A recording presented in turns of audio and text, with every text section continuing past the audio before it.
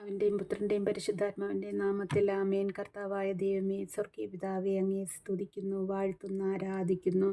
പരിശുദ്ധാത്മാവായ ദൈവമേ, അങ്ങയെ സ്തുതിക്കുന്നു, വാഴ്ത്തുന്നു, ആരാധിക്കുന്നു. പരിശുദ്ധാത്മാവേ, ഞങ്ങളിൽ വന്ന് നിറയണമേ. വിട്ടുപിരിയാതെ വണ്ണം അങ്ങയോട് ചേർത്ത് നടത്തണമേ. എല്ലാ തിന്മയിൽ നിന്നും ഞങ്ങളെ പരിരക്ഷിക്കണമേ.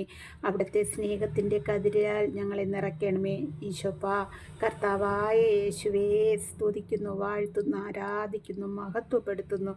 ഞങ്ങളുടെ പാവങ്ങൾ വഹിച്ച എൻ്റെ യേശുവേ, പാവിയെ സ്നേഹിച്ച ഈശോയെ, ഞങ്ങളുടെ പാവങ്ങളെല്ലാം അവിടെ നിന്ന് കഴുകി ഞങ്ങളെല്ലാവരെയും വിശുദ്ധിയിൽ നടത്തണമേ.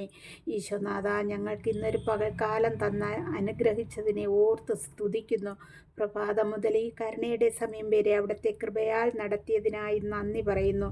ഭൗതികമായ ആവശ്യങ്ങൾ തരുകയും സകല ആപത്തനർത്ഥങ്ങളിൽ നിന്നും സംരക്ഷിച്ചും ആത്മീയ ജീവിതത്തിൽ കൂടുതൽ കൂടുതൽ അടുത്തു വരുവാനും തരുന്ന വലിയ കൃപയ്ക്കായി നന്ദി പറയുന്നപ്പ.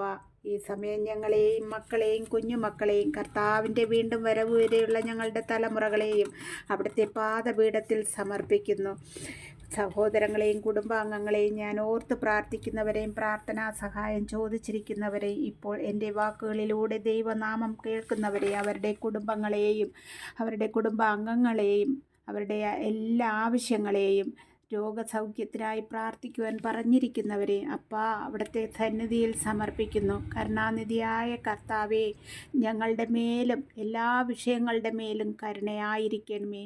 ഇന്ന് പ്രാർത്ഥിച്ച് വചനമെടുത്തു. സങ്കീർത്തനങ്ങൾ 9-ാം അധ്യായം 1 മുതൽ 20 വരെയുള്ള വാക്യങ്ങൾ വായിച്ചു.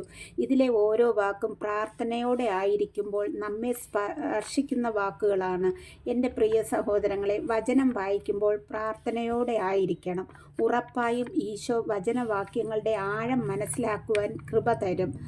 ഈ വചനത്തിൻ്റെ 2-ാം വാക്യവും 9 മുതൽ 11 വരെയുള്ള വാക്യങ്ങൾ എന്നെ ശരിക്കും മനസ്സിന് സന്തോഷം തരുന്ന വാക്യങ്ങളാണ്. ഞാൻ ആ വാക്യങ്ങൾ ഇവിടെ വായിക്കാൻ. 2-ാം വാക്യം: ഞാൻ അങ്ങയിൽ ആഹ്ലാദിച്ചുല്ലസിക്കും, അത്യുന്നതനായവനെ, അങ്ങയുടെ നാമത്തിന് ഞാൻ സ്തോത്രം ആലപിക്കും. 9-ാം വാക്യം: കർത്താവ് മർത്യതരുടെ ശക്തി ദുർഗമാണ്, കഷ്ടകാലത്ത് അവരുടെ അഭയസ്ഥാനവും.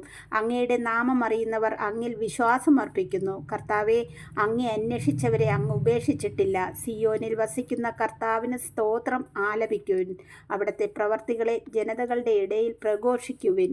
നാം എപ്പോഴും അത്യുന്നതന് സ്തോത്രം ആലപിക്കേണ്ടവരാണ്. നാം കർത്താവിൽ സന്തോഷിക്കേണ്ടവരാണ്. കർത്താവ് മർത്യതരുടെ ശക്തിയാണ്. കർത്താവിനെ അറിയുന്നവർക്ക് കഷ്ടം വരുമ്പോൾ ഈശോ അഭയമായി കൂടെ ആയിരിക്കും. കർത്താവിനെ അറിയുന്ന നാം ഓരോരുത്തരും പൂർണ്ണ വിശ്വാസം ഉള്ളവരായിരിക്കണം. അങ്ങനെയുള്ളവരെ ഒരിക്കലും കർത്താവ് ഉപേക്ഷിക്കില്ല.